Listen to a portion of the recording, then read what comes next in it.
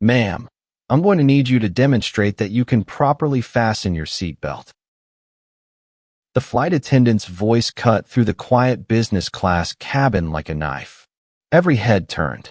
Every conversation stopped. The woman in seat 3A looked up from her laptop, confused. I'm sorry, what? For safety reasons, passengers who are too big for their assigned seats may need to purchase an additional seat or consider alternative arrangements. Too big. Those two words hung in the air like poison. The businessman across the aisle pulled out his phone. Other passengers started whispering. Some were recording. The humiliation was complete and public.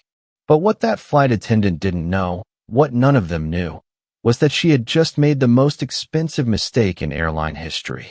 You see, the woman sitting in seat 3A wasn't just any passenger. And what happened next would send shockwaves through corporate America that are still being felt today. Before we go any further, hit that subscribe button right now because you will not believe how this story ends. Trust me, you've never heard anything like what's coming next. Her name was Naomi Valdez, and she was one of the most powerful executives you've never heard of. While other people were scrolling social media, Naomi was making decisions that affected hundreds of thousands of employees across 6 continents. She didn't just have influence. She controlled budgets that most countries would envy. As Senior Vice President of Global Operations for Meridian Technologies, Naomi held the keys to something that would make even airline executives lose sleep. Corporate travel contracts worth more money than some small nation's entire GDP. Every month, she flew this exact same route. Same airline, same seat, same business class service that she paid premium prices for. For 15 years, she had been a loyal customer, bringing her company's massive travel business with her. But on this Tuesday morning in March 2024, everything changed. The flight attendant, let's call her Brittany, had no idea she was about to trigger the most expensive discrimination incident in aviation history. She had no clue that the woman she was publicly shaming had the power to make or break airline partnerships with a single phone call. Naomi sat there, feeling the familiar sting of being questioned, challenged, and humiliated for simply existing in a space where she belonged. The stares, the whispers, the phones pointing at her like weapons. She had 2 choices: accept this treatment or fight back. But here's what makes this story different from every other discrimination case you've heard about. Naomi didn't just have dignity and principle on her side. She had something far more powerful in the corporate world. She had leverage. You see, while Brittany was demanding seatbelt demonstrations and threatening to remove passengers, she had no idea that Meridian Technologies had just signed the biggest corporate travel deal in airline history. We're talking about numbers that would make your head spin, the kind of contract that keeps airline executives awake at night, not because they're worried about losing it, but because they can't believe they actually won it. And Naomi? She was the one who signed it. So when Brittany decided to publicly humiliate this passenger for being too big, she unknowingly picked a fight with someone who could end careers, destroy stock prices, and rewrite industry standards with one phone call. The next few minutes would prove that sometimes justice comes with a price tag that corporations will never forget. What Naomi did next didn't just change her life. It changed how every major corporation in America thinks about discrimination.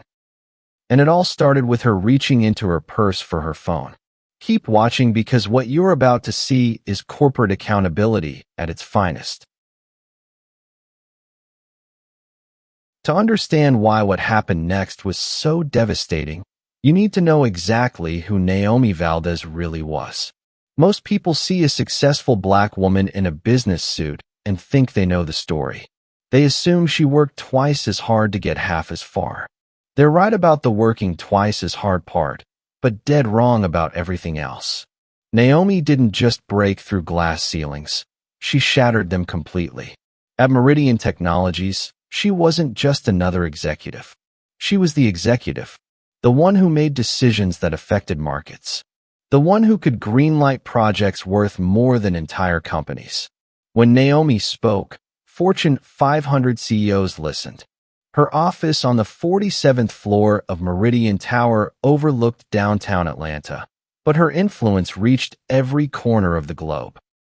From Silicon Valley startups seeking partnerships to government contracts worth hundreds of millions, Naomi's approval could make careers or destroy them overnight.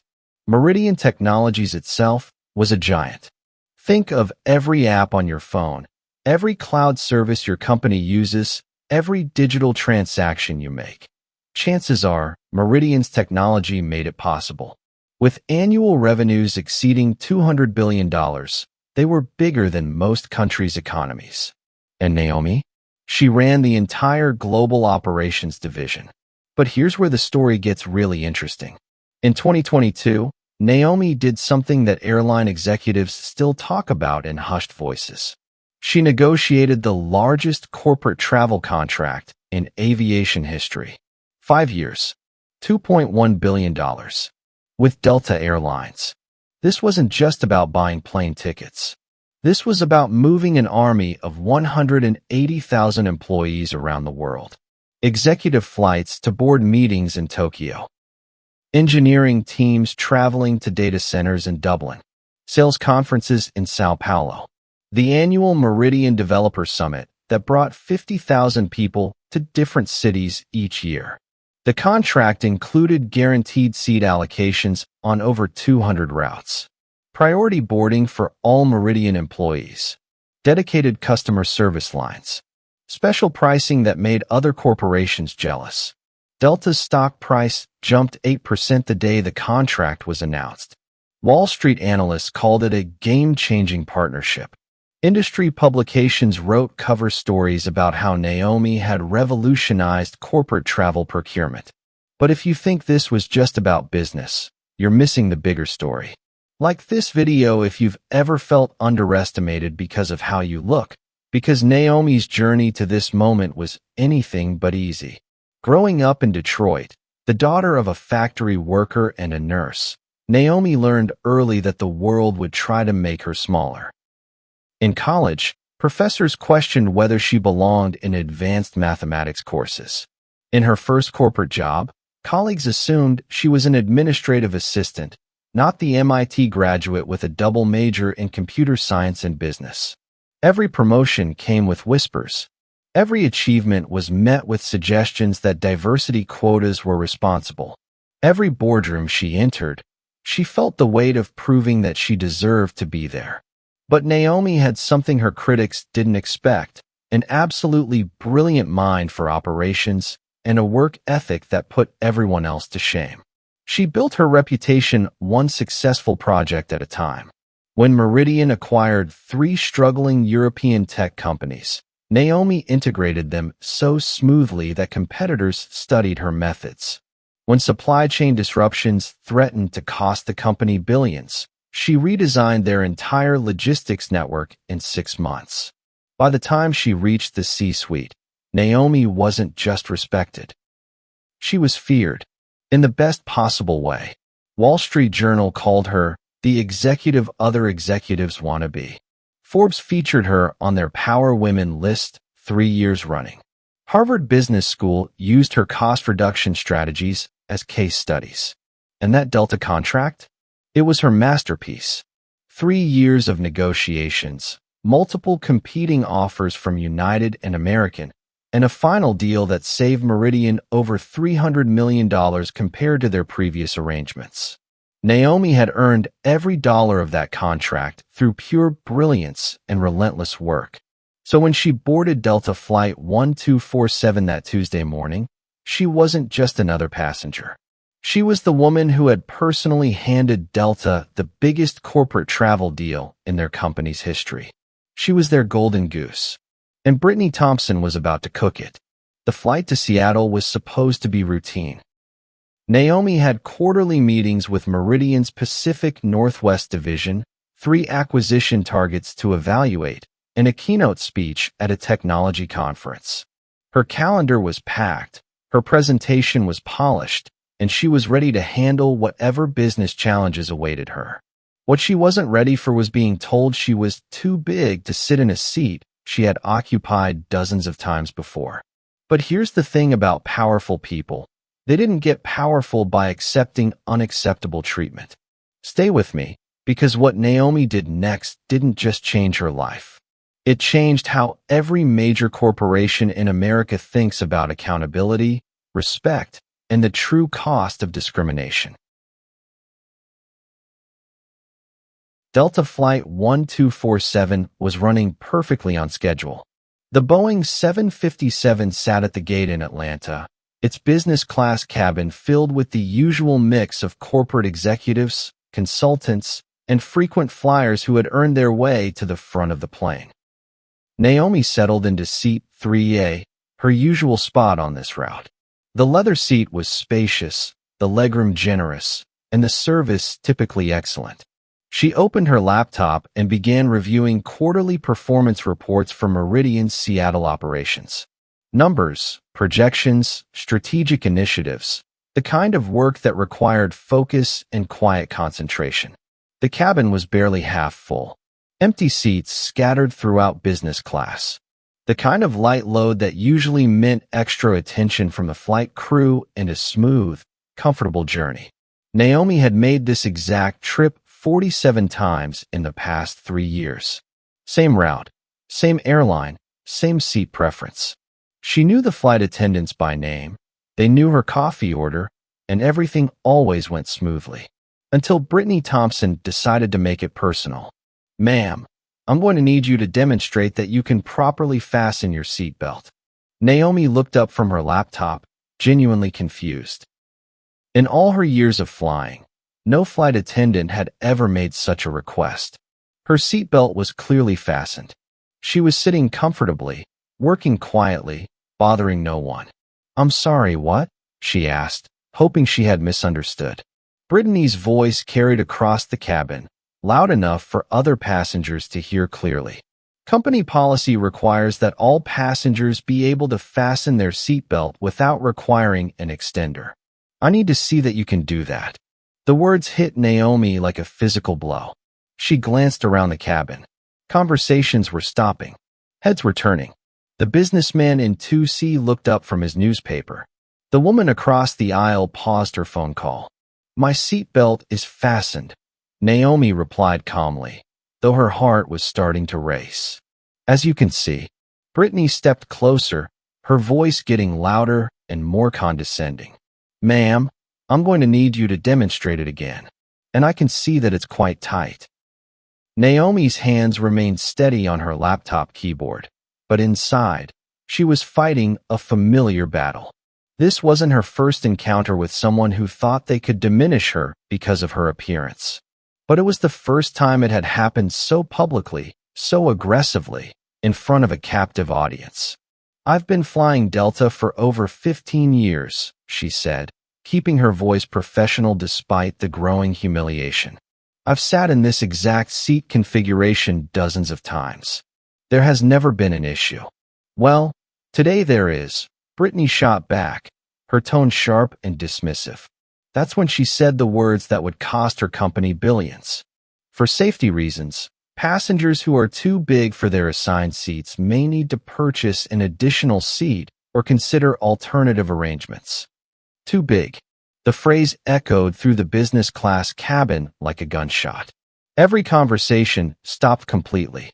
Every head turned toward seat 3A. The silence was deafening.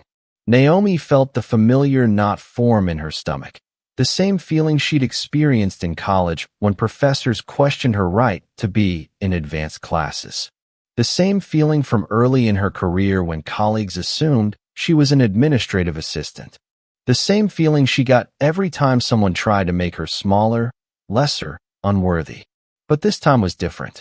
This time, it was happening in front of strangers who were now witnessing her humiliation in real time. The businessman in 2C had pulled out his phone. Others were doing the same. Some were recording video. Others were typing furiously, probably posting about the drama unfolding in business class. A woman in row 4 whispered loudly enough for half the cabin to hear. "Can you believe this? They're actually going to kick her off. Another passenger, a man in an expensive suit, shook his head and muttered something about lawsuits.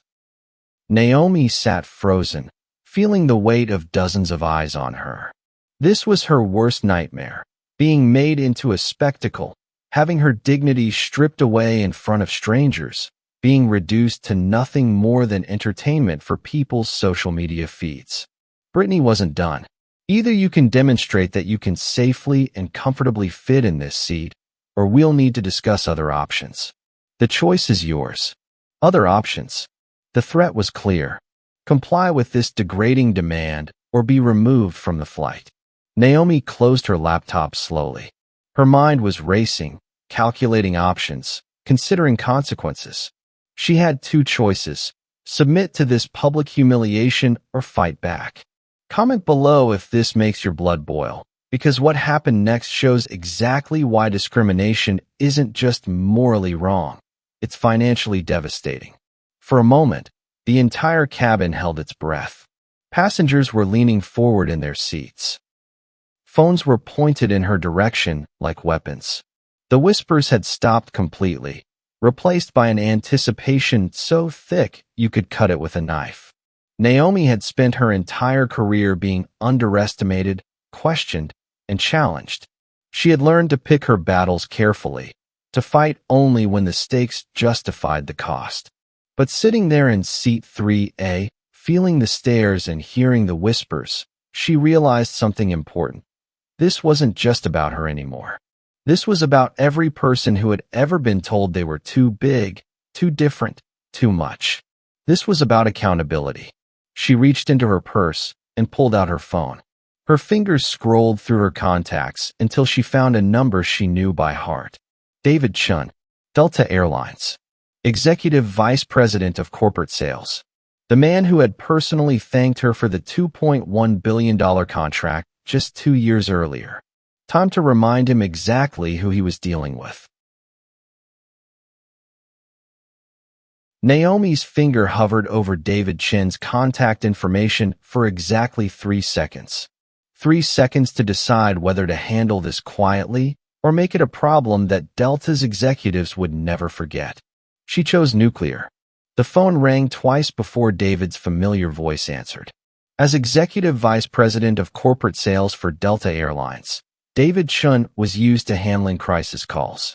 But nothing had prepared him for what he was about to hear. David, this is Naomi Valdez from Meridian Technologies. His voice immediately brightened. Naomi, how are you? Are you traveling today? I'm sitting on one of your aircraft right now, David, and we need to discuss our contract. Immediately, the change in David's tone was instant. Is everything okay? What's happening? Naomi's voice remained calm, but every word carried the weight of 15 years of corporate power. Your flight attendant just told me I'm too big for my seat, in front of a cabin full of passengers, some of whom are recording this humiliation for social media. Silence.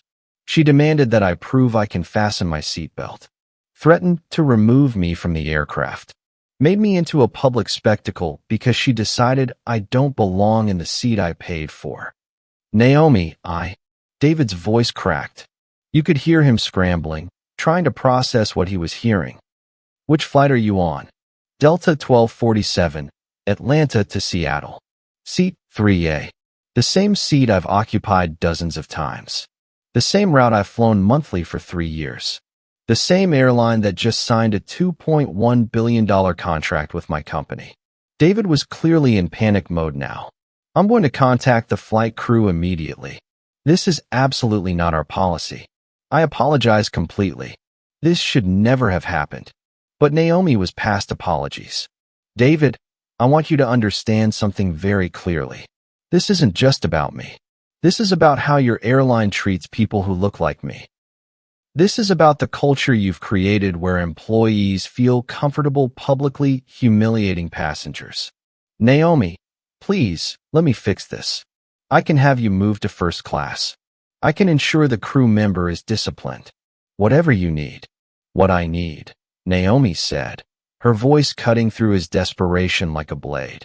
is for you to understand that your company just made the most expensive mistake in aviation history. The cabin around her had gone completely silent. Other passengers weren't even pretending not to listen anymore. Phones were still recording. The businessman in 2C was live tweeting the entire conversation. Brittany Thompson stood frozen in the aisle, finally realizing that something had gone terribly wrong. I've spent 15 years building a relationship with Delta, Naomi continued. 15 years bringing you my business, my company's business, my industry contacts business. I personally negotiated the largest corporate travel contract in your company's history. Yes, and we're incredibly grateful. No, David. You was grateful. Past tense. The pause that followed lasted exactly 7 seconds. 7 seconds where you could hear David Chin's career flashing before his eyes.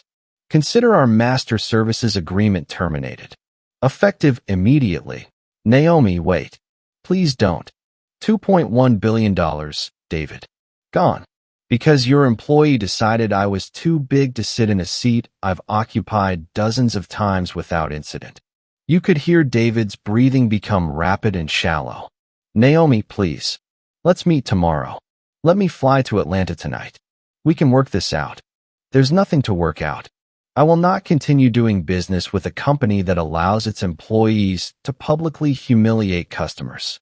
I will not fund discrimination with my corporate budget. The crew member will be terminated. Immediately. Today. Right now. That's not enough, David. What can I do?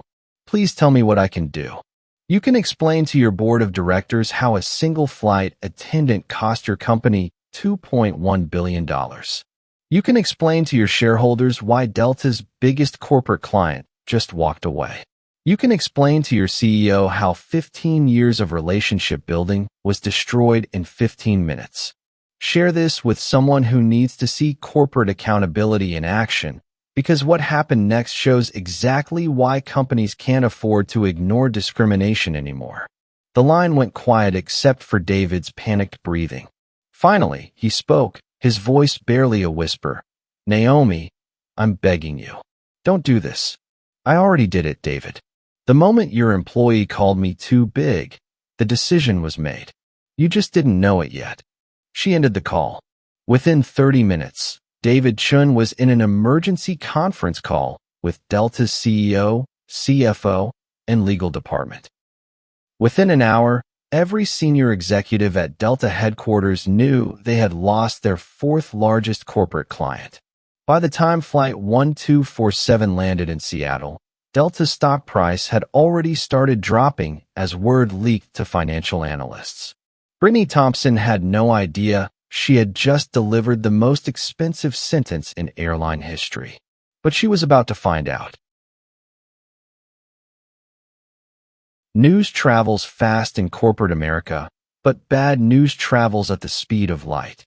By 3 p.m. Eastern Time, less than 6 hours after Flight 1247 landed in Seattle, the story had reached the desks of procurement executives across the Fortune 500.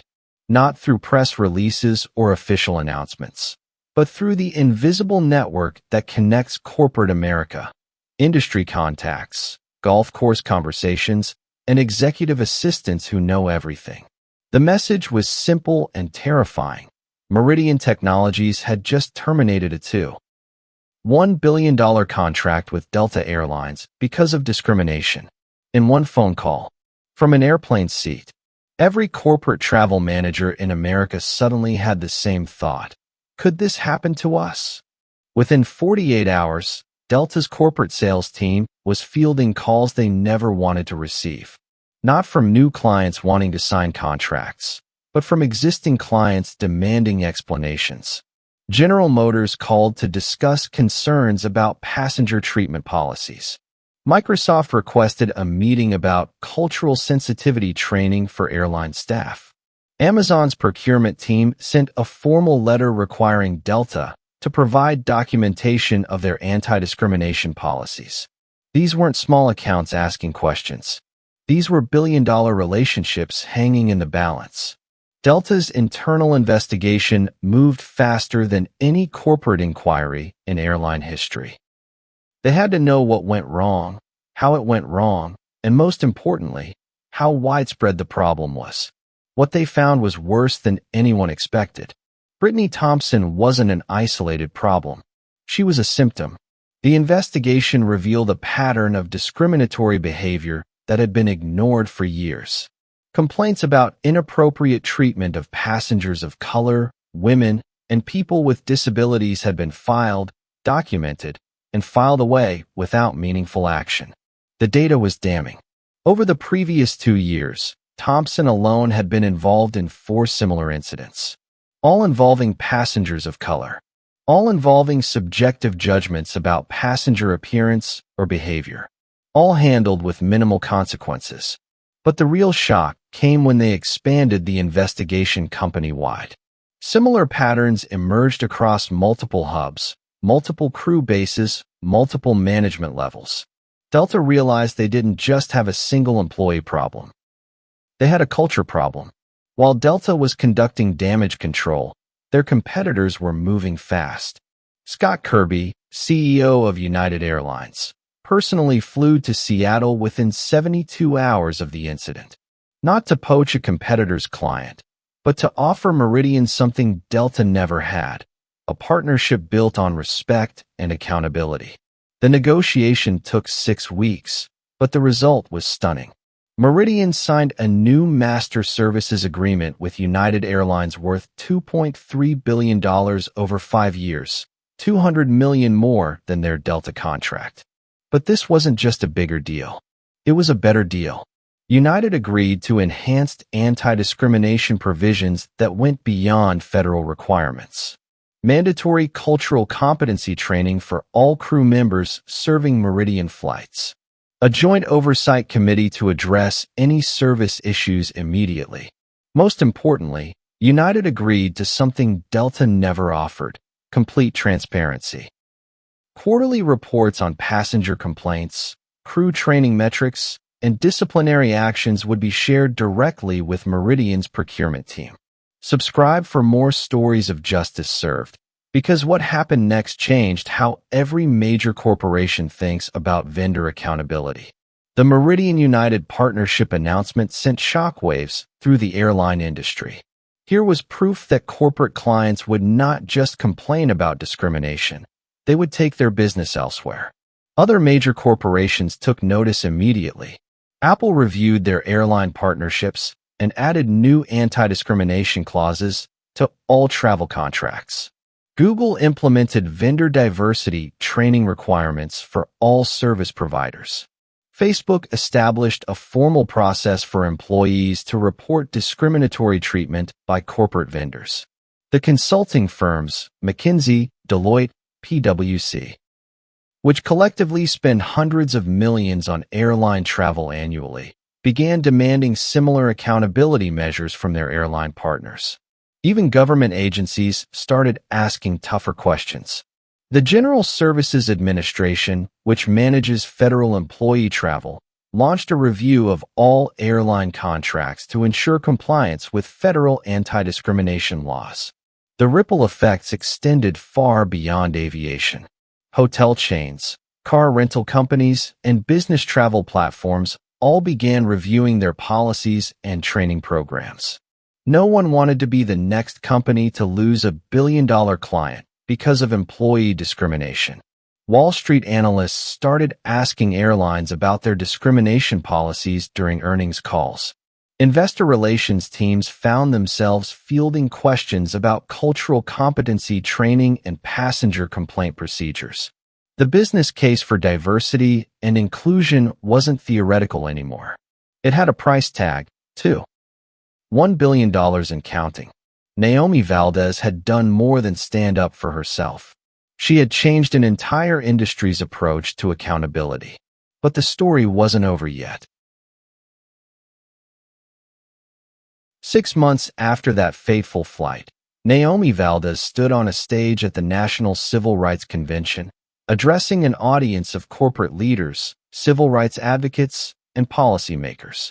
The woman who had once preferred to let her work speak for itself had become one of the most powerful voices for corporate accountability in America.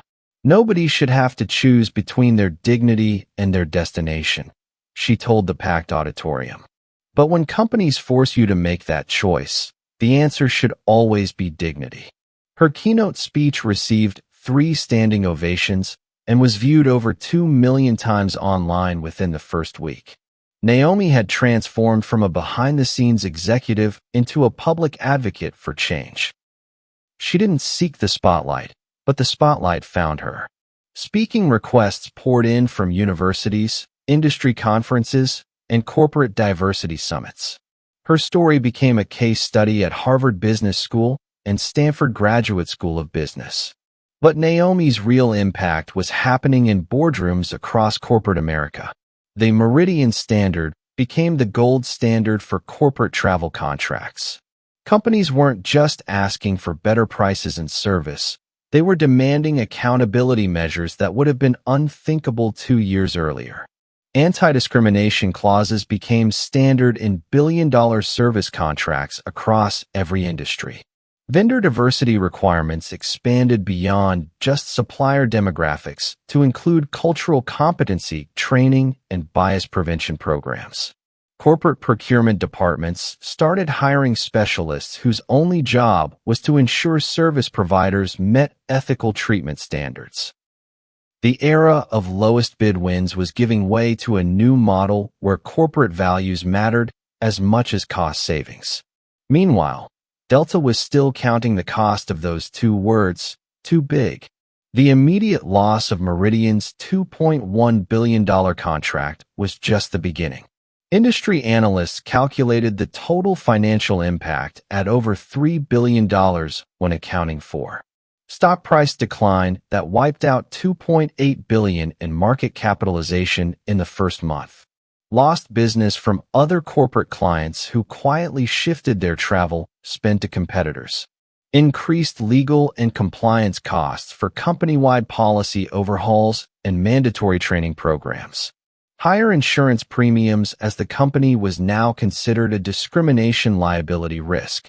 The human cost was equally devastating. Brittany Thompson was terminated within 24 hours of the incident, along with 2 supervisors who had ignored previous complaints about her behavior. 12 other flight attendants across different hubs were disciplined or terminated as the investigation expanded. Delta's CEO admitted publicly that the incident had been a wake-up call about gaps in our culture and training that we should have addressed years ago. But perhaps the most powerful lesson came from Naomi herself, speaking to a group of young professionals at a leadership conference in Chicago.